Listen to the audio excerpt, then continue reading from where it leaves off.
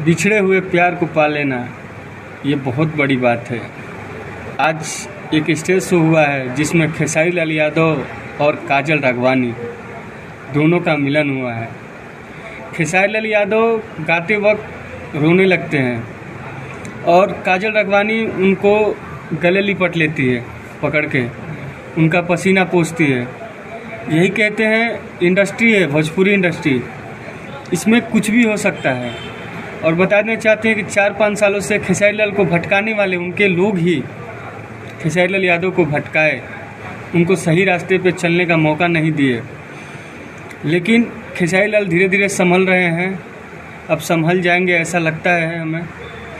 बता देना चाहते हैं कि उनके जो अपने खास थे आज वो वीडियो पे वीडियो बना रहे हैं, लोग पोस्ट कर रहे हैं लोग, और खेसारी लाल को गाना बंद करना पड़ गया उन्हीं लोगों की वजह से। और बता देना चाहते हैं हम कि भैया भोजपुरी इंडस्ट्री हम जो कि बार बार कहते हैं यहाँ कुछ भी हो सकता है।